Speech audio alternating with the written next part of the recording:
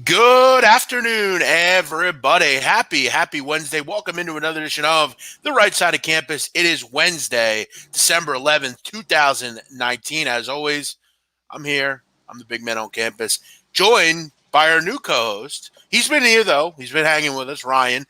Donnie has some issues. He won't be able to join us. He might join us late. I don't know. Who knows? Maybe we'll look forward to talking with him later, but I would hope he'll be back tomorrow. Hopefully you can deal with just Ryan and I. We'll have some fun, I'm sure. Ryan, you and I occasionally argue about stuff, so I'm sure we'll have some sort of argument. How are you doing today? I'm doing well. Appreciate you asking, buddy. Doing good. Woke up to some snow this morning, so that was obviously interesting. I mean, weather. Usually I'm like, if you talk about weather, you don't have anything to talk about. But legit, dude, the weather around here the last couple weeks have been crazy between 50-degree days and rain and now snow. I mean, it's been wild. So, interesting waking up to that, This isn't a bad type of snow. It's not a nuisance. It doesn't delay you from driving. It looks kind of nice. It's cold. So, it's not too bad. Not bad seeing a little white on the grass once in a while, Yeah, it's nice. Not a big fan of snow, but I think as long as it doesn't delay your travel, I think it's nice. Yeah, it didn't lay on the roads at all. So, yeah, great point. I mean, it doesn't hinder anyone, I don't believe, today. It's weird, though. I went to bed around 3 o'clock last night, and I looked outside. I shut my curtains, and there was no snow at all. It must have snowed quickly in about 4 or 5 hours. But, all right, we're back. Hopefully you guys had a great evening last night. We did, at least I did. I know you guys like Texas Tech to win the game and cover the number. They win, which we'll get into in a little bit. Thought we'd have Donnie on here crowing about that. That he had that. That was a good call. We'll get into all that and more. We got morning headlines. We have. We'll look into some NFL. We'll get ready for that. We also, Ryan, I'd like to get into a little bit of this Final Four stuff. I have a play I really like that I want to bet now. We'll kind of wrap it up with some college hoops. Your Michigan boys heading on the road to take on Illinois. We'll break all that down. If I want to make this clear, guys, today, if you have any questions, send them in. You have any handicap, like any overall betting questions or stuff like that. You want to know something about me or Ryan, send it in. Maybe, Ryan, we'll even do a little get-to-know Ryan segment. How about that? People get to know you a little bit. But we'll do all that and more. Ryan, how was your night last night? What did you have for dinner? Yeah. What did you do? No, last night was good. Had chicken and some asparagus last night for dinner, so nothing too fancy, but, I like it. So it's all that matters. It was good. Watched decent amount of the Texas Tech game until, I, and Donnie did our Eagles podcast that we're starting up now. So so I mean it was good. I watched after we got off of that, I finished watching the Sixers game. Good thing they were able to hang on and beat the Nuggets. I tweeted out last night too, Jeff. I don't know if you saw it. In my opinion, the Sixers are more frustrating to watch than the Eagles. At least, we know what we're getting with the Eagles. They are what they are at this point. The Sixers, I mean, there's finals aspirations. When I watch this team, it's just they can't hold leads. Haven't been able to hold leads for years now. You're not getting production out of some of the guys you expected to. They're extremely frustrating to watch, if you ask me. This team ain't going to the finals. I mean, if you think they are, you're nuts. Listen, last night, the only reason they won is because Jamal Murray went out injured. They continue to have issues turning the ball over. But again, the Nuggets, fortunately, were just a little bit more inept as far as scoring the basketball. And that team is going to have trouble all year doing that. But I agree with you. They are very irritating for sure. All right, let's get into some morning headlines. We'll start out tonight with what do we want to start with? All right, Yankees. This is obviously big news, Ryan. Yankees get Gerrit Cole. This is huge for Yankee fans and obviously this team. It's back to being, I guess, the evil empire, Ryan, right? Sure. There's been a lull since George Steinbrenner bought this team, or died actually, between them and creating big contracts and bringing in big spenders, basically, or becoming big spenders. They've really kind of sold off from that, and last night they kind of come back to it. 9-year, $324 million. That's $36 million a year, which makes Gerrit Cole the most the per annual richest guy in the in Major League Baseball. Sorry, I'm tongue tied today with this story. Okay. $36 million, a lot. That's not the biggest contract, but as far as per year, it is the biggest. Obviously, huge for the Yankees. They needed a top flight starter. You can make the case Gerrit Cole's the best pitcher in baseball. And this team has really been kind of mired in the J Haps and the Domingo Hermans. Not saying those guys aren't good, but none of them are top flight guys. You flirted and got James Paxton last year, and he was good. He wasn't great. But Gerrit Cole rides on another level. Yeah, he really is. And, the Yankees, look, this was their guy going into, the offseason, going into these winter meetings. And they made it known. Look, they wanted Gerrit Cole. They were going to do what they had to do to get Gerrit Cole. And ultimately, they sign him. And, kudos to them for, not being, cheap. Not that they ever are. Usually this is kind of what the Yankees do, so it's kind of expected. But yeah, Gerrit Cole is extremely talented. No one will deny that. What he's done the last couple of years with Houston, in particular what he did last year, was nothing short of phenomenal, the run that he went on. And I think also, too, I don't think that it's getting a lot of talk, the fact that not only how much this is just going to help the Yankees in general and how much success Gerrit Cole will have, but how much this is also just going to help the rest of the pitching staff. I mean, it allows these guys to kind of step back, so to speak, drop a notch in the rotation where I think the rest of these guys fit in nicely and don't have to be your 1, your 2, your 3. They can slide down now. The Tanakas of the world and the other guys they have out there, they can slide in and slide down a notch and kind of take some pressure off them, so to speak. So I think all in all, good deal for the Yankees. Tough look for the Angels. They continue to miss out on players like this. Mike Trout, I mean, is he going to be a constant playoff? No, not playoff guy. Like Mike Trout, you got to feel bad for him. He sees every season. It's regular season. That's that. I mean, they simply just got outbid, Jeff. I mean, there was a report last night that they offered him a little over $300 million. So, they took a shot. And, sometimes with certain teams, you can't hang with the big boys of the world. And, it's not like they didn't try. It's just unfortunate they couldn't land him. You're right, though. It seems like the Angels will, just always kind of be that middling team and, not be able to kind of, get over the hump. And it's a shame because they're just going to waste Mike Trout. Yankees now the favorites to win the 2020 World Series, which you can't argue with that, obviously. There's some people finally coming into the chat. For whatever reason, the comments we're posting. Thanks, everyone, for checking out the show. If you're out there, make sure you retweet the show, like it on Twitter. We are here every day at 1 o'clock Eastern. A couple other moves, Ryan. Didi Gregorius to the Phillies. Love this move for the Phillies. Big Didi guy. Loved him here in New York. And I think, obviously, many fans in Philadelphia, I think we're going to like him in Philadelphia. Odd, though, only a 1-year deal. I'm not sure what's up with that. Again, I guess they just didn't want to put a lot. Well, what's with that, Ryan? Do you have any thoughts on that? Why only a 1-year deal? Yeah, definitely interesting. That was kind of when the news broke and they got Didi, obviously I was excited, as most Philly fans were. Then it came out that it was only a 1-year deal, and it got people kind of scratching their heads. Obviously there's going to be some maneuvering because, look, you still got, Gene Segura there. What's gonna happen with him? Is he going to slide over and play third? Because you got the kid Alex Bohm down in the minors. That's like one of the next big things in this farm system for the Phillies. So. And now, of course, there's talks with Chris Bryant. Is he going to get traded to the Phillies? If he does, where do things go from there? So I just think they didn't want to be tied to him for too long, just for various reasons, being what they have in the minors and kind of what they already have on the team. So I just think they just kind of want to, play chess, so to speak, and they have pieces to move and whatnot. So that's kind of where I think things stand with them. You look at this current lineup: Real Muto at catcher, first base Hoskins, second Segura, Kingery third, Gregorius at short, McCutchen in left, Hazley in center, Harper in right field. I don't hate it. I mean, obviously Chris Bryant would really strengthen it.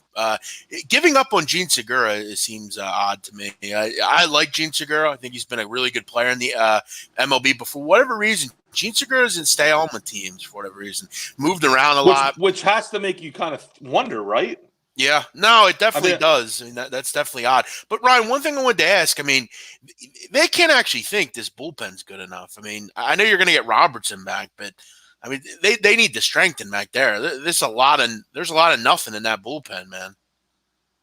No, for sure. And, I'm waiting. Obviously, there's a lot of talks about these position guys. They signed Didi. They got Wheeler, starting pitcher, another starting pitcher. There's talks about the Chris Bryant trade. But, yeah, I'm kind of just waiting for them to at least make one or two moves. Maybe things will come. Obviously, things, as we talked about before in baseball with free agency, tend to kind of drag out. This season's obviously the complete opposite, which is not the norm. Things are firing on all cylinders really, really hot early. So they will make a move. Look, they're going to get some guys back. Had a lot of injuries in the bullpen last year, but they'll make a move or two. I'd be really surprised if they didn't. There's talks about them starting to not give a shit about the luxury tax, which good. I hope they go that direction. So we'll see. They'll do something. Didi Gregorius loves those ropes to left field, so he'll do quite fine or right field. Yeah, I'm sorry. He'll do fine in that small ballpark. Something he utilized when he was in New York. Two great moves. This one and obviously the Joe Girardi decision. Really hitting it out of the park this offseason so far for the Phillies. You'd like to see, obviously, the Wheeler deal as well. You'd like to see maybe another bullpen arm. And, hey, Chris Bryant wouldn't really hurt either. I got to tell you, if you had Chris Bryant and a bullpen arm, you got to be right up there. 20-1 currently, the Phillies, which I got to tell you, I did take a little piece of that. I did grab the Phillies at 20-1. I think it's worth the shot. I think they've made some really nice moves. I think Girardi makes them an instant contender. I'm pretty excited about the season. One other baseball story. This is kind of an odd story. Adam Jones, who is an all-star, a guy that's in a very good career in the MLB. He's a career 277 hitter. He's got a ton of home runs. Played most of his career with the Baltimore Orioles, and since recently he's went to Arizona. He's actually decided to sign on with a Japanese team, in the Japan League. The deal is 2 years, worth $8 million guaranteed, with a club option for a third year. According to Jones, Ryan, it was a time in his career and life. My family and I had to make a huge decision, and they decided that. They had a good run. He's done a nice job in the MLB, but it was time to move on. Justin Bour did this recently. This is, I think, sadly, maybe a growing phenomenon in the MLB. Why bust it down in the minor leagues where you can go over to Japan and be a pretty damn good player and make some good money? Good for Adam Jones. Definitely was weird to see, though. I feel like, Ryan, Adam Jones can't help an MLB team and make some good money. That's kind of odd. Yeah, look, 34 years old. Look, been around for a while, most notably with the Orioles. He had his kind of heyday with Baltimore down there. So, it definitely is kind of head scratching that he can't be like a guy off the bench somewhere or a DH or something like that. But you're right. I mean, when you're a guy like Adam Jones, who good career, has had good numbers, was a really good outfielder. It's not like he was a liability out there. So top to bottom, a very nice player. When you have a good career like that, you make a good point, Jeff. You don't want to go down to the minor leagues. Things are not glamorous by any means in the minor leagues. I mean, you're taking bus trips and, just hotels aren't as good and the food's not as good. I mean, everything in the minor leagues just is not that appealing. So I don't blame him. Go over there, make $8 million, be a mainstay on a team and, finish out your career over there. I don't mind the move. Not at all. Keep in mind, if I can remember correctly, he played most of his career in center field, Ryan. I got to ask, though, and we were just talking about the Phillies. So this guy's not a better option than, like, Jay Bruce? I mean, is it serious? I mean, I just can't honestly believe how Adam Jones is not a wanted man for major league clubs. I mean, and then again, I mean, I'd much rather play in, like, a San Diego or like, something like that over, Japan. But, again, sure. Ryan, do you remember this was years ago. Do you remember when Adam Jones was mistakenly detained at the Canadian border when he was trying to get into Toronto? Into Toronto, yeah, I do. And a lot of people were confused. I think a lot of people brought up the fact that he may have been a case of mistaken identity. I guess maybe for whatever reason they thought he was Pac-Man Jones. Did you ever hear about that? Briefly, didn't really like read into it or delve into it or anything like that, but weird it definitely story. is. But hey, good for Adam Jones going over to Japan. Are we surprised that Adam Pac-Man Jones was a wanted man? That talk about a train wreck. That guy. Well, no, and it does make total sense. I mean, they have the same name, and he did have legal problems for most of his career. Keep in mind, Adam Jones, a 5-time All-Star, 4-time Gold Glove winner, and he did win the Silver Slugger. So, I mean, this is a really good baseball player, and he's 34. He's getting up there, but I feel like he's got a couple of years left for sure. If Eric Kratz can still make the MLB rosters, how can this guy? Very odd. But hey, maybe there's better things over in Japan. Plenty of sushi over there, Ryan. Oh, yeah. Which is never a bad thing. Nope. A couple other stories here, Ryan, kind of more lighthearted. This is a good story. Christmas is coming. A very nice story here out of Baltimore, Maryland. Okay. Edward St. John, he is the owner of St. John's Properties. That is basically a property company. They deal in real estate and all sorts of commercial stuff. The 81-year-old owner, Edward St. John, decided that after tons of success recently at their company Christmas party, decided to, Ryan, not just give them a bonus, but give out $10 million in bonuses. Each employee will receive about $50,000 extra on top of another bonus that they all get and their salaries. So you got to remember, a lot of these big real estate firms, the big boys up front are making a lot of money. But again, the people that are answering phones and accounts payable people and data people and all that sort of thing, they don't make a ton of money. They're making just regular, 9-to-5 salaries. Keep in mind, it was allocated by years of service. So your long employees are going to get a little bit more, but everyone's going to get a much bigger bonus than usual. They have about 200 employees. And basically, he wanted to celebrate and make it meaningful for the people who built the company, Ryan, which is something that I think more people need to do. You always have to really love these local businesses, these regional businesses, the people that, put some extra oomph into their careers and really try to make it better for their families and the community around them. One person, Ryan, Danielle Valencia, she's an account payable specialist. She has 5 kids, 5 grandchildren, and a set of in-laws that she's responsible for. She said, what happened tonight was magical. She's a 19-year veteran of the company, and it's huge for her and her family. So very nice story, Ryan. You always like to see some good people doing nice things. I remember a year ago or so, remember that guy that gave all that, paid those kids tuitions at that commencement college graduation? Yeah. Yeah.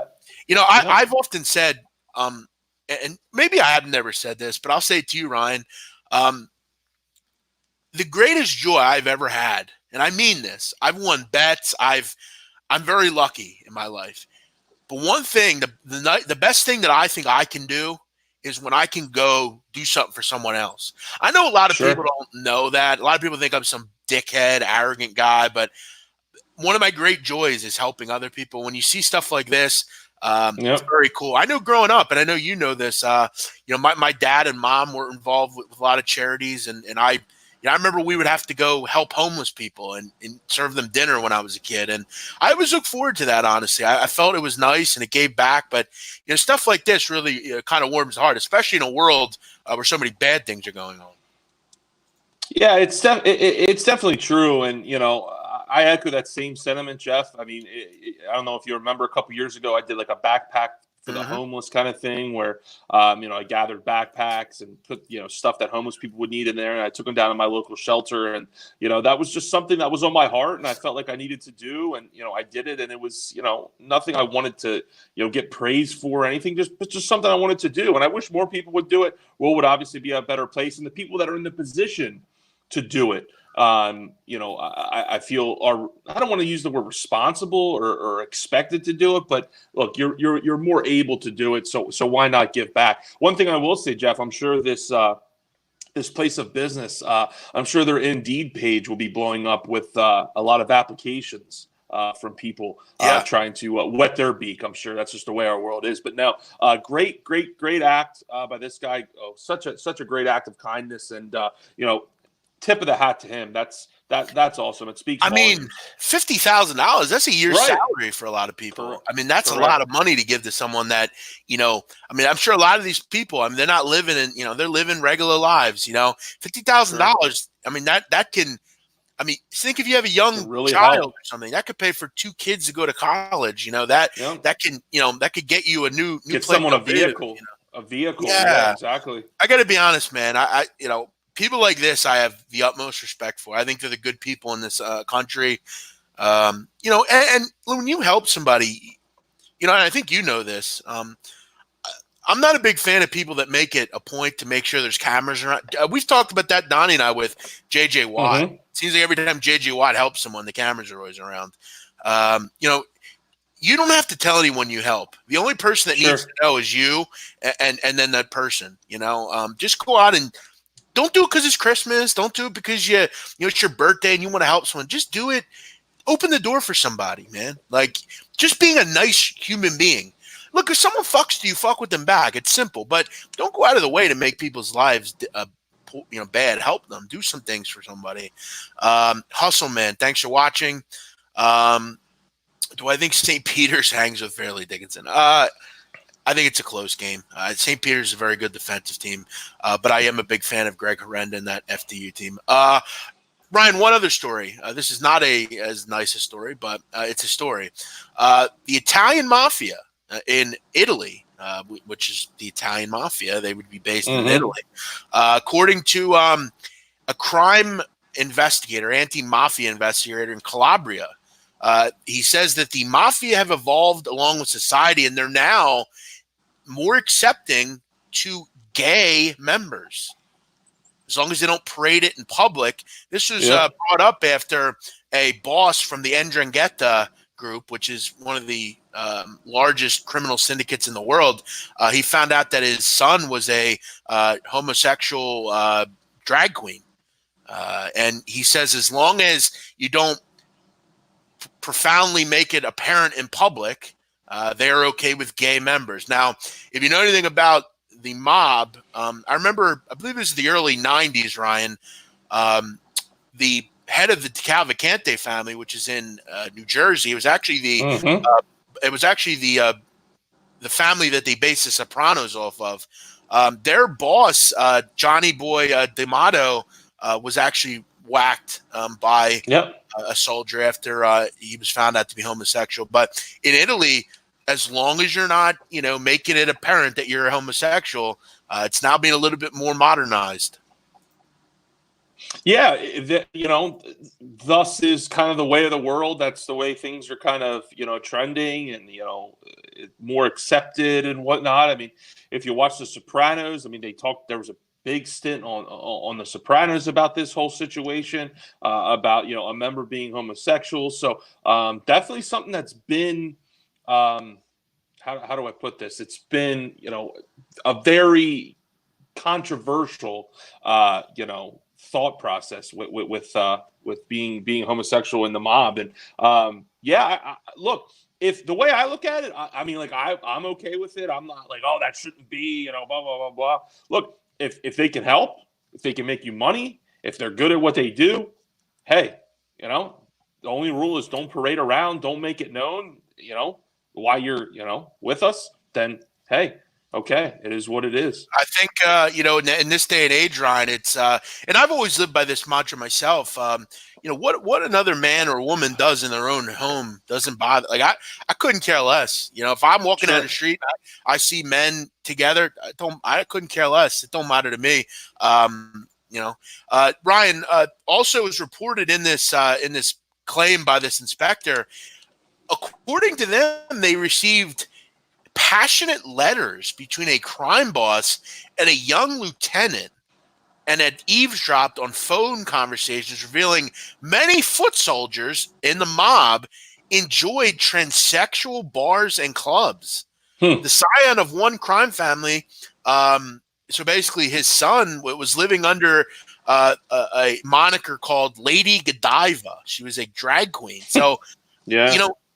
Now keep in mind, in any way of life, as older people die off, Ryan, things become more acceptable. And according to a lot of the reports, a lot of the older members aren't in on this. And I'm going to tell you right now, this would never happen in America. It would never happen. Most people are fairly anti-gay when it comes to the mob. This would never happen in America. But again, they just seem to want to be accepting of new ideas. So, hey, I'll salute, as they say, to those guys. All right. Settle down, Jukes BSU. Jukes BSU is saying they've got to go if they're gay. Settle down. Todd Rector saying that the mob boss was after the Johnny Cakes. True. I like Jim's Johnny Cakes. Yeah, no, I want to tell you guys a quick story. When I was, I think I turned 23, 24, Ryan, Ryan, he was actually at the shore with me at my shore house. We have a family friend, Anthony, who Ryan. He's kind of a to-do guy in Philadelphia. People know who he is. He's very connected to people. And he comes here to my house and basically says, get in the car, I got to take you somewhere. So he takes Ryan and I to this cigar shop above an ice cream store in Ocean City where we stay. And we walk in, and there's all these guys. Like, they look like mob guys. They were all smoking cigars and hanging out. And fucking Vito is sitting there. Vito Spatafor, the actor. Joe, I forget his last name, Paniscoli or something. Ganascoli is his last name. He's sitting there, and we walk in. And I was a big Sopranos fan. I mean, still am. And Ryan is as well. And this guy's sitting there with his book. He wrote a book, Ryan, if you remember. A cookbook. Yeah, he wrote a cookbook. And I was thinking, Anthony had brought me to meet him. And I was thinking, this is going to be cool. I'll get a picture with him. And remember, he made us pay for the book, Ryan? He did. Anthony paid for it, actually. Was nice enough to, And then even Anthony was like, okay. Because I think Anthony was like, he'll just, kind of, lend a hand to these kids and, we'll be on our way. And he hands us the book. It's got fucking pizza grease all over it. He was eating at the time. So he signed it. He picked up a book, signed it. And he got and then we left and I opened it up and I was like, dude, he's got pizza grease on this fucking thing. What a slob. I actually still have that book, I believe. I bet. It was a mafia or it was a mob cookbook. It was actually quite cool, but he was kind of a dick, to be honest.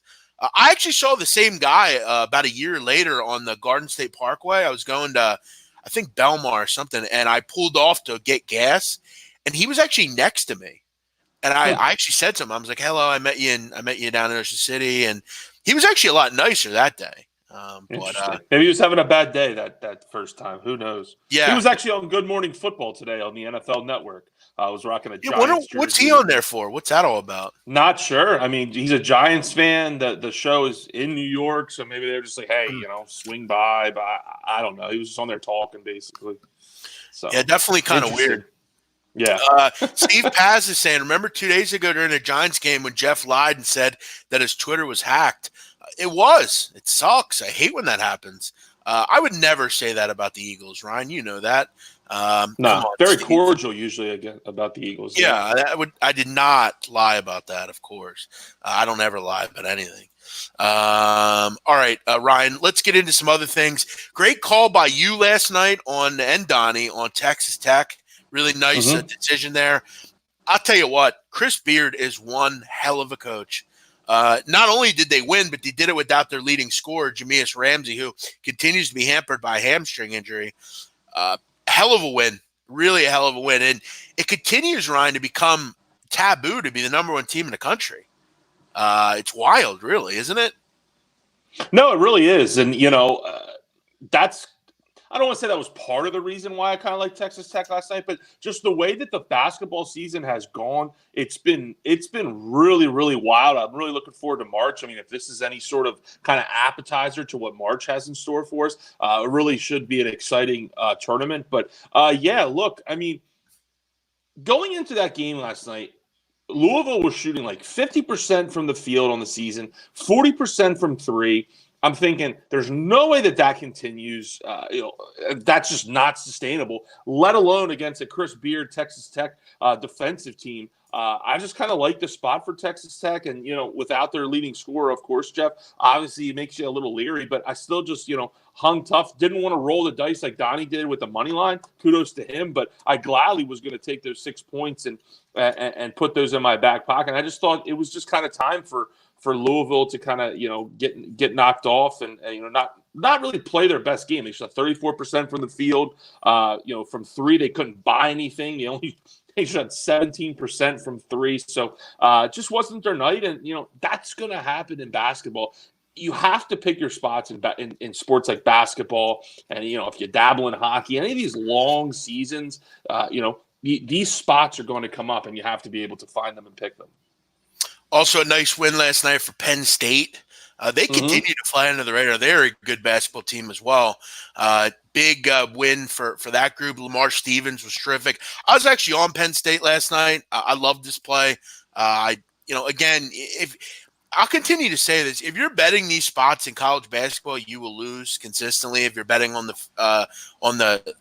ranked team, these are spots that they're out there for a reason. There's a reason that Penn State is a favorite against Maryland.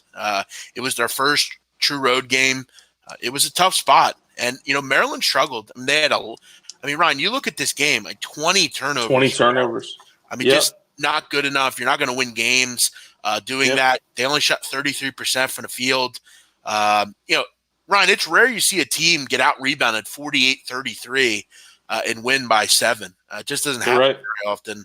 But yeah, the turnovers were really the death of Maryland last night. Listen, that's what Mark Turgeon is. He's not a good coach. He doesn't prepare his teams. And if you continue to bet on him, you'll lose long term. And Maryland, this shouldn't come as a surprise to people. This team has consistently gotten off to slow starts. Okay. Mm-hmm. They flirted twice with losing already in the season, once at Temple and then the other one against Illinois. Both escaped with victories there. So I'm not surprised that then they go on the road to State College at Penn State and deliver a clunker. I'm not surprised at all. It's a good spot. Nice pick by you last night. I know you sent that out. So, that's definitely was just a good spot there for Penn State. I'm not surprised whatsoever that Maryland laid it. It was due. You look at it, you should have lost to Illinois if you were Maryland. You struggled against Harvard. You struggled against Temple. This has been a common theme with this group, and you're 100% right. It was just a tough spot. That Nittany Lion atmosphere is always tough. It's a random day during the week. That's not really it's not the greatest place to go. It's not easy to get there. You got to take a bus to it. I don't think they have an airport as far as I know, but what do I know about their landscape out there? Either way, it's not easy. And it's a road game. It was their first road game. Ryan, let me ask you, you mentioned, and we've mentioned a lot of the crazy things going on in college basketball right now. You look at, obviously the rankings come out on Monday. Louisville will not be the number one team in the country come Monday. Now, for me, I think the best team in the country right now is Ohio State. They have dominated every opponent. That same team that beat Maryland last night, Ryan, Penn State beat them by 106-74. They crushed UNC. They crushed Villanova. They beat Cincinnati. Why is there's no, as long as they obviously don't lose to, Minnesota and SEMO, Southeast Missouri, they're going to be the number one team in the country. It's not close. They're the best team right now. It's very simple. Yeah, I feel the same way. That's you asked me before the show. You said, "Hey, pick who you think would be the best team right now if you had to rank them." And it pains me to say Ohio State as a Michigan fan. Look, they're good in football. They're good in basketball now. It's a shitty time to be a rival of Ohio State. But look, it is what it is, and I like to be objective on these shows, and that's where I'd lean. You look at this team; they're shooting almost 50% from the field on the season. They're a good free throw shooting team, 73%. That's solid in college basketball. 3-point shooting, they're shooting around 41%. So look, they're getting it done. They're out rebounding their opponents. And like Jeff said, not only are they beating teams, they are pounding teams. They are rolling teams, and they have a couple good wins under their belt. They're not just beating up on cupcakes. They've done it against UNC. They've done it against Villanova. So yeah, I would definitely put them at number 1 too. And I think you're foolish if you think otherwise. They flat out deserve it. Yeah, I mean, you look at, scoring margin. I mean, they have one of the best in the country, and they're just beating teams into submission right now. Kansas would be number 2. Kansas has some good wins. They have that lone loss to Duke. They beat Dayton. They and they're going to beat UMKC this weekend. So I would think 1, 2. If I could parlay that would be a lock. Those are the 2 top teams in the country. You're not going to put Kansas number 1 over Ohio State. It's not going to happen. No. And I think, to me right now, they're the 2 most complete teams in the country. Now, I will throw out, I still think Louisville's a really good team. I mean, they're going to be fine. Obviously, Gonzaga, they're out there. You said about Michigan. Baylor's really playing well. Duke. I mean, Carolina's been a mess. I don't know what's going on with them. Kentucky, they're still around. So yeah, lot of stuff to get excited about. Ryan, I do want to go over Michigan, Illinois with you. I know you're a Michigan fan. Real quick though, Ox Bar saying, Jeff, did you hear about the GTA shootout in Jersey yesterday? I did. I was following it. It was very very odd. I guess supposedly, Ryan, it was a girlfriend-boyfriend combo. They were known anti-Semites. They hated Jews. They attacked a Jewish store, a Hasidic Jewish store. For anyone who doesn't know, an Hasidic Jew is a sect of Judaism where they wear hats and like curls in their hair, and very secular Jews, very devout, very into their culture and their religion. And this is a sad story. I mean, it sounded like a fucking war zone there. I will continue to make this clear. We do not need AR-15 assault rifles in people's hands. They need to be banned. There's no reason for them. Listen, I have no issue with owning a gun. It's our right as Americans, but these guns don't need to be out there. They just don't. It's sad. 5 people died. I also saw a police officer died, a detective. Yep. Listen, I have my own feelings on police. I'm not a huge fan, but I've made a comment, Ryan, that I think there are 2 types of cops. There are pedal pushing, pencil pushing people that pull people over and give people hassle and try to plant stuff on people, real shitheads. But there's a group of police like this guy who are detectives. Their goal is to improve the quality of life in communities that are so disenfranchised and poor that the only way out generally through capitalism is the drug trade and other illegal activities. You're literally walking in some of those dangerous neighborhoods on earth. Carver said it best in The Wire, Ryan, in season 5 when they were complaining about not getting paid. And he basically said, you're about to patrol one of the most dangerous districts in the world. Let's act like professionals. These cops that are going out and working in West Baltimore and Jersey City, New Jersey, and Philadelphia and Chicago, they're some of the great people we have in this country. They are tough. They're into their jobs, and they work hard. Would I ever be one? No. Do I love all cops? No. But you've got to feel bad, Ryan, for this guy who leaves behind 5 children, 5 kids, a wife. He's just a young man going out and trying to create a career for himself. He was a distinguished detective as far as I know. And I want to point this out. Kevin Clancy, KFC at Barstool, is doing a fundraiser for this guy. You can buy a shirt. You don't have to buy a shirt, but you can donate as well. I've said my piece on police, but in this case, I think, as I said, there are 2 different types of cops. This guy's in the good cop category. He's done a great job from what I understand in this department. Go support. These kids, they're not involved with this.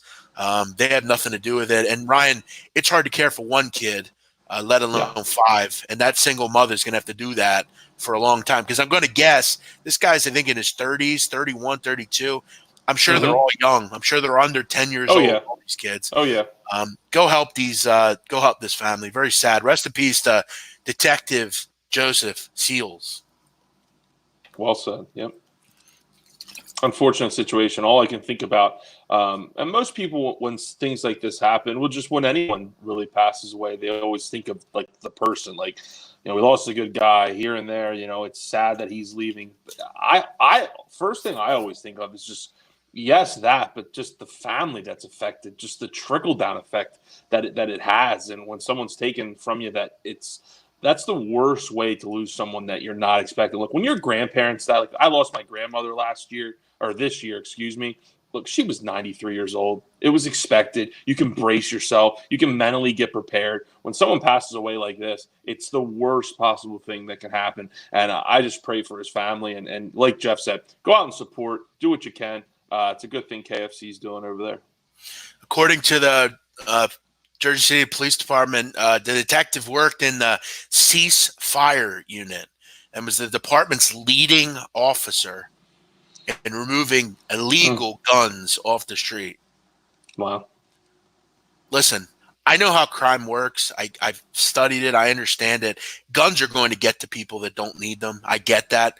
But any person that could prevent, young people from having guns, you read in Philadelphia around all the time about these young people killing other people.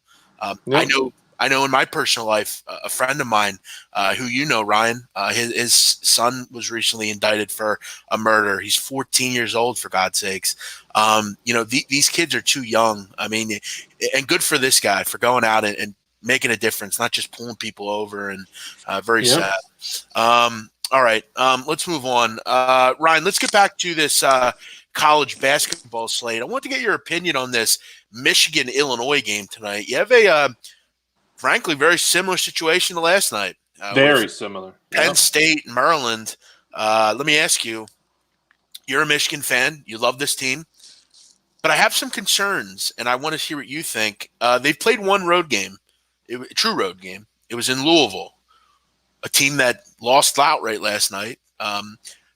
They scored 43 points in that game. And one thing that I'm starting to see as a college basketball guy with Michigan is, and I said this to you, I like Teskey and Simpson a lot. I do. But I have some real concerns about the rest of this team. And that was pretty evident the other night. Their bench was horrific. No one else stepped up outside of those two. And everyone was bad. Everyone was bad. It was just one of them games. It was their first road game. You have to go on the road against the number one team in the country. That's a tall task for anyone. It's a tall task for anyone. Let's be real. And they were just coming off a tournament down in the Bahamas at Atlantis, where they beat some really good teams. That was just a really difficult spot for Michigan that night. It really was. No one played well. Absolutely no one. And they've gotten a lot of – the thing I like about this team is they're getting a ton of balance. They're not getting a ton of production from the bench, but they're getting some, and they're starting to get there. And I think as the season moves on, that'll continue. But, you look at their starters. Teskey's averaging 14, Simpson's averaging 12. Eli Brooks is averaging 11. Isaiah Livers, who has really, really stepped up for this team this year, not only on the floor but as a leader, he's averaging 15 points. You got the younger Wagner brother. He's starting to really come into his own. Dropped a career high 18 in the last game against Iowa. He's really starting to come along. So you're getting some stuff from Brandon Johns off the bench, as well as the kids Nunez and backup point guard David DeJulius. So. It's definitely a tough spot, but I kind of lean Michigan tonight. I think a lot of people are going to see kind of what happened with Penn State last night, knocking off Maryland. I think they'll buy it. If this was like their first road game, 100%. 100% I would be on Illinois. But the fact that they have that road game under their belt, they got that bad taste out of their mouth, so to speak. I think they go on the road against an Illinois team who – look, doesn't have a ton of firepower. Their last game against Maryland really struggled to shoot the ball. They don't give you anything from the perimeter. Michigan, a really good 3-point defensive team, so they're going to have to kind of get it inside with their 7-footer and try to get some stuff in the paint and inside the arc. So I would lean Michigan here, Jeff, for the reasons I said. I'd be interested to hear kind of what you like here. Yeah, you got to keep in mind. I do agree with your sentiment on Michigan. I think it's a little different than the spot last night. But I will say this: I've seen these spots before. I'm going to tell you right now, this is as big a game for Brad Underwood than he's ever had. I mean, I got to be honest, they have to have this game. This is as close to a must-win for a team as you need. I mean, you mentioned it. They've lost some games they really needed to have, and they didn't get them. And for a team like Illinois, you're not regarded as a power. You're not going to get the benefit of the doubt. You've got to go out and create early in the season. You've got to create opportunities at home against Power 5, and top 10 competition, and this is the spot to do it. I do disagree considerably with your thoughts in Illinois. I think they're a pretty good basketball team. I think they can really match what Michigan wants to do. Michigan's game solely relies on, a lot of screens and getting the ball between Teskey and Simpson. Kofi Cockburn is a terrific big. And one thing, Ryan, that I think you'll agree with over the years, this is not the toughest basketball team, Michigan. I think you know that. Mitch McGarry, Marge Wagner. This is not a put your head down and like just out physical an opponent. I don't know if they can do that. This is the number one offensive rebounding team in the country, Illinois. They're at home. I got to tell you, I really liked State Farm Arena. I think it's one of the great atmospheres to go along with the Chrysler Center. The Big Ten has some great home court advantages. I think they could have the best home court advantage in the country. You look at Purdue, Ohio State, all these places, just terrific places to watch a game. Michigan State. Yeah. Sure. I mean, just a great area as far as basketball home courts. I also been kind of impressed with Illinois in the sole fact that AU DeSunma really hasn't played real well, and they've still found a way. I think Bahanza Vishili is a really good wing player for them. I think he can kind of handle the Livers Wagner group. I think it's a tough game for Michigan. It really is. This is a game that I think is arguably the biggest game for Illinois in a long time. They're starting to come up with prominence a little bit, and when you look at the advanced analytics, these teams aren't that far apart. They're actually kind of similar. And also, if you're a big proponent of the look ahead spot too, Michigan has a big home game on Saturday versus Oregon. So if you like that, there's another little feather in your cap. Yeah, no, it's a good point. But yeah, it should be a good one out in Champaign. You would agree, Ryan? Champaign, a great home court advantage, isn't it? Good place to. Yeah, the thing that I always jumps out to me about Illinois is very similar to like the Prudential Center, or not the Prudential Center, where the New York Islanders play. What's it? Coliseum. I forget. Yeah, thank you. The lighting is like terrible. It's like very dark and like dreary in there, and that's the way the same place. Students are on top of you as well. Yeah, it's just very kind of somber. I got to tell you, you know what this reminds me of tonight? This reminds me a lot of the DePaul game last week, where I think you're kind of there in Illinois, but I feel like this is a program in general, when football and basketball, I think it's having a real renaissance right now. I really like what Lovie Smith's been doing over on the football side. I mean, Illinois is kind of something again. And I'm not saying they're there in basketball, but this is their best team since like D Brown was there. I mean, this is a good team. So I think they can. I think it's going to be a similar atmosphere to DePaul last week with Texas Tech coming in. I think it's real kind of on that level. So should be a good one. Looking forward to it. Ryan, any other games you had your eye on in college basketball? It's kind of a weird week, guys, because you have a lot of teams that are exam schedules late in the week. You have teams that won't play. They might play once until next week. It's kind of a slow time in college basketball. We're getting towards Christmas holiday. You're going to have conference play getting started. A couple games that, Ryan, I think are interesting. Arizona's been crushing opponents for the most part. Nebraska Omaha is not very good. I think one other one that I think is intriguing, Arizona State. They've done a nice job out in the desert. They're getting a Prairie View A&M team that's not good. Keep in mind, Ryan, SWAC teams bus. They don't take planes. So what a terrible conference that is. That's a long trip to take from basically Houston to Tempe. Prairie View is in Houston. So yeah. What do you think? Anything, Ryan, that you have your eye on? Not in particular. It's funny. I was the only one I was going to bring up. It's funny you touched on it there briefly. Was the Arizona game? You're right. They've been rolling teams. They're at home against an Omaha team that really they should be able kind of to dismantle. But you always, like you said, you wondered about this time of the year where the holiday breaks coming up. Kids aren't around. This and that. There's always a lot of factors this time of year you have to take into consideration.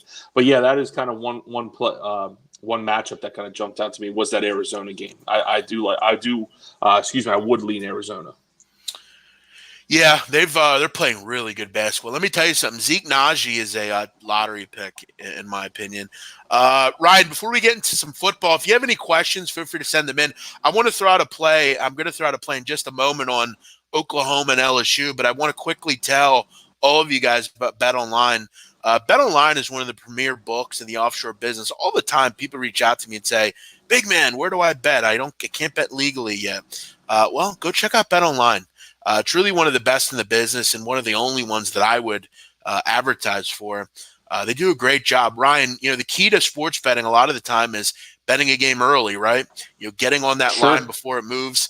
BetOnline is the originator for most sports books. They are who people originate their lines from. So you want early lines. You want to have the availability of betting early. You want to use Bitcoin.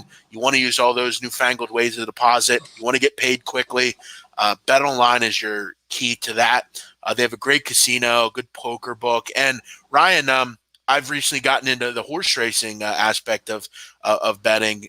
They have a great daily racing form on all the big tracks. So if you're betting Del Mar or Aqueduct or wherever,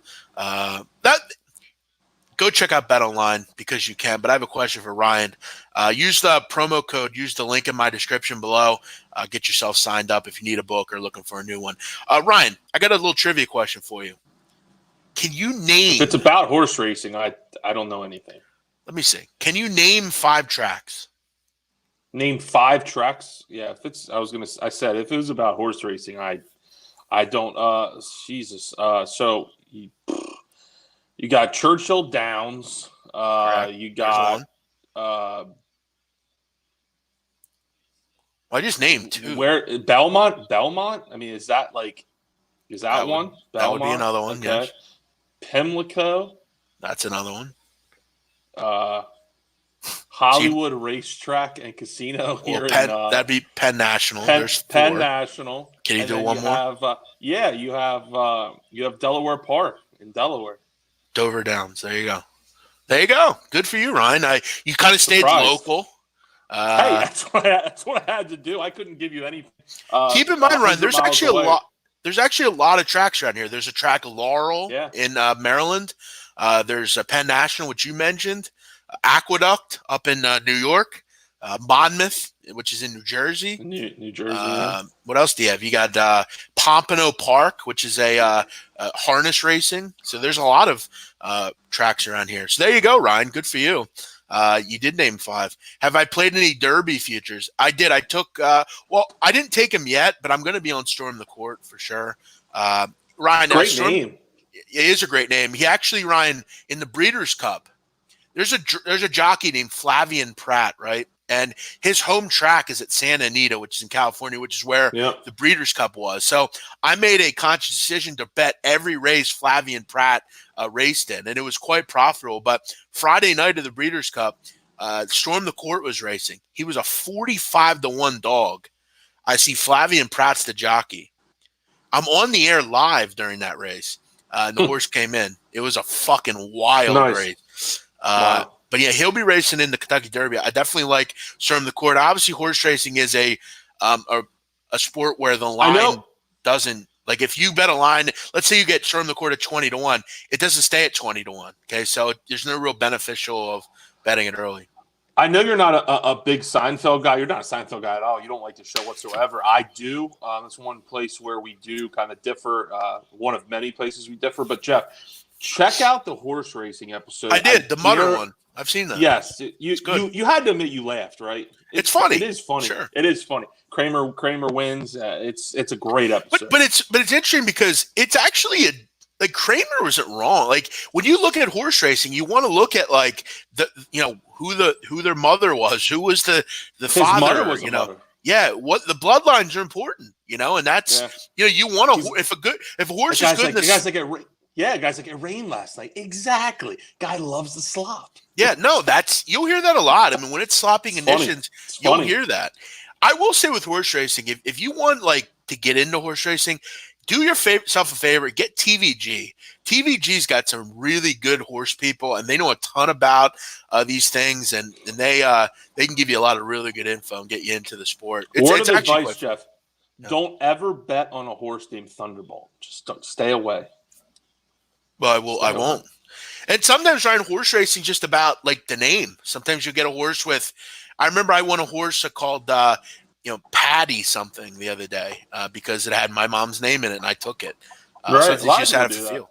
Remember Meadow Gold? I do. That horse, Sopranos, Pyomai. All right, let's move on here. Before we go, Ryan, I do want to tell you quickly. I've got a bet I want to make on these college football Final Four games, and we're going to go to BetOnline because that's our book of choice on this show. I want to see what they currently have this game at. And Ryan, it's Oklahoma and LSU. I want to ask you first. Just give me a one-word answer. I don't want to hear your breakdown right now, at least.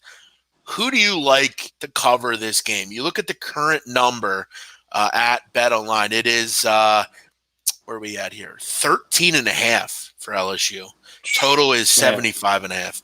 I got to tell you, I love Oklahoma. I'd love to be able to get that at 14 because if I had 14, I would take Oklahoma all day. 2 touchdowns. I would too. Look, I like LSU, and I said I forget if it was this. It was this show a couple days ago. I said LSU was going to win the national championship. That would be my pick right now. It doesn't mean that I necessarily think they're going to steamroll everyone. I don't necessarily think they're going to steamroll Oklahoma because I'll tell you what. If there's one thing Oklahoma can do, is it's score points, and if there's one thing I could see Oklahoma doing, is just that patented backdoor. Because I'll tell you what. Lincoln Riley doesn't seem like someone that's just going to roll over and play dead. If they're down, 17, 21, whatever the case may be, and there's 2 minutes left, a minute and a half left, he's going to keep going. He's going to try to score. So, I would lean Oklahoma too, Jeff. That's funny. I kind of figured that's where you would be leaning. But yeah, that's where I'd go. Yeah, I love Oklahoma in this matchup. I really do. I think I love LSU. I think they're really good. Love their offense. But I think one thing we've noticed with this group is they have no problem playing in the shootout. They just don't. Texas is a prime example. That game, they played a shootout. The Alabama game, they were just kind of ready to just throw all of the wind and play offense, and that's it. This is an offense in Oklahoma that's really good. We know they are. We know Jalen Hurts is terrific. We know CeeDee Lamb is terrific. They have a good run game. Lincoln Riley's an innovator, and Ryan, you got to be honest. I mean, you'd much rather have him over Ed Orgeron. He's great. Come on. He's great. And then defensively, one of the reasons I took Oklahoma to win the national title before the season, which I still have the ticket for, was the fact that they brought Lincoln Riley in, or not Lincoln Riley, Alex Grinch in to be their defensive coordinator. It's this time of the year, too. Yeah, they haven't made unbelievable strides, but they're much better defensively than they were last year. They're a little bit more dependable. And as I said, in a type of game like this with a lot to kind of come to play here with, look, if this was Washington or Utah or something like that, I wouldn't be betting it. But I think Oklahoma can play with LSU's offense. I really do. I think this is too many points. I don't really mind not getting 14. I would love to, but, I would bet this down to – I'm just comfortable having double digits. I want to have double digits in this matchup. Sure. LSU, not the quote-unquote best defensive team out there either. I mean, if you look back to that SEC championship game, how different, Jeff, would that game have been if Georgia didn't drop the football? What's Georgia's quarterback's name? Fromm. Thank you, Jake Fromm. Drawing a blank there. Yeah, if Fromm completes some of those early plays, he has a on the first drive of the game, first play of the game, matter of fact, wide receiver drops a not a touchdown, but drops a play that's going to take him down to the red zone, and then another one on the sideline. Guy drops the ball too, can't get a foot in bounds. So if they're completed, who knows where that game goes if Georgia can get out to an early lead. It's a great point. It's a great point by you. Look, I like Grant Delpit. I like certain parts of their defense. Yeah, great player. Their cornerback too, the freshman. I forget his name. Tremendous ball skills. Will be a top 10 pick when he comes out in a couple years, I'm sure. So yeah. Yeah, I think this turns into a shootout. Obviously, like the points in that situation. I got to be frank with you. It would not surprise me if Oklahoma win. I don't. It wouldn't surprise me. I love Really? LSU. It would. It would. It wouldn't be surprising. It would I not think. surprise you.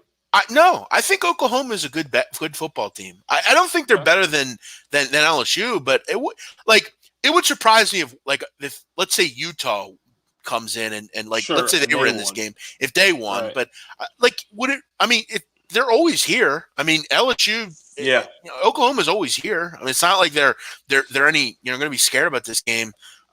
Christian. So if they won on a scale of 1 to 10, 1 being you're not surprised at all, 10 being holy crap, how the hell did that happen? I would probably say I'd probably say 5. Like I middle of the pack. Okay. Yeah, I mean, I think Oklahoma has their deficiencies for sure, but I think they're fast on defense, and I'm putting CeeDee Lamb and Kennedy Brooks and those guys up against Clyde Edwards-Helaire and Jamar Chase and those guys. Obviously LSU's got a better defense, but I don't think it's 13 points worth. LSU just makes things look so damn easy. That's just it's astounding how good offensively they've been this year. But no, look, if you can get that at 14, look, I mean, you can, we'll see where things go. I mean, the game's still, a couple weeks away, so we'll see where that goes. But yeah, I would lean that way too, buddy. Will we see 14? Who knows? We've seen obviously a big move up on Oklahoma, or I'm sorry, on LSU. Obviously, that probably means that sharp bettors are betting LSU. Long way away, but definitely a thought here as we head in to the college football Final Four. Before we go, Ox Bar is saying, what's an exacta and what does it mean to place? Win means they win. Place means they get second. Show means they get third. An exacta basically is generally you pick 2 horses and they have to finish first or second. And that exact way. Now, if you do an exacta box, it doesn't matter how they win. As long as those horses finish first or second, you get the job done. Donnie killed it so much that he took the day off. No, he's just busy. He's doing something else. He's got something going on. So, yeah, there we go. All right, Ryan, what are you up to the rest of the day? I'm actually going to watch a movie. It's funny you bring that up. A movie that I forget how I heard about it this morning. It got brought up I heard it on TV. It's a movie I'd never seen. It's a 96 on Rotten Tomatoes. It's an older movie, early 90s, but I'd never seen it. And some good actors in it. The Fugitive. I'm not sure if you've seen it. Oh, I've seen it. Sure. Okay, movie. Yeah, it's good storyline. So I'm probably going to check that out here this afternoon. Get some lunch. Check that out, and then I'll obviously be watching Michigan tonight. And how long you off for? Just till the end of the year, or till the new year. Very cool, very cool. Still won't watch Shot Caller, will you? I mean, I'll watch it. I got time. Relax. Trust me, it's phenomenal. Yeah, I'll check it out. It's a terrific movie. All right. Let's move on. Let's finish up the show. Thanks, Ryan. Thanks for coming in and playing. No problem, man. Designated hitter. We'll be back tomorrow.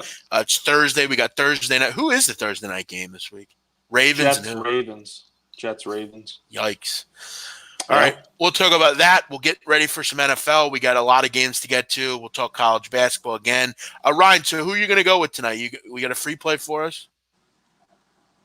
I'd go. I told you I like Michigan. Call me crazy, but I'm going to go against the grain, and I'm going to go with them. Ryan said The Fugitive, like in its obscure movie. Yeah, exactly, Ryan. I'm surprised I didn't you've not say seen like it was an obscure movie. I know it's a popular movie. It gets great reviews. I haven't seen it, and I'm gonna check it out. What did you say it was on Rotten Tomatoes? A 96%. Yeah, that's extremely high. I wouldn't go that far. It's good. I wouldn't say it's that good, but Shot Caller's better. I'll be the judge. Shot Caller gets like a 72% on Rotten Tomatoes. Listen, or something like that. I will say this though, and I'm sure you can agree. That fucking score doesn't mean shit to me. It's what I think. Agreed. I mean, but a lot of times they're pretty damn accurate. So Shot Caller's way better than 72%. Just saying. All right, we're out of here. Have a great day, Ryan. Appreciate you coming See you on. guys. Thanks No for watching, problem. everybody. We'll be back tomorrow, same time, same place. We did an Eagles podcast. If anyone wants to listen to it, it's over on the channel. We're trying to see how we like doing it. We just enjoy talking about the Eagles, so it's nice to just meet up and talk about them. And if we can throw it out to people, people can check it out. Go check it out on the channel. Thanks, everybody. Have a great day. Bye-bye.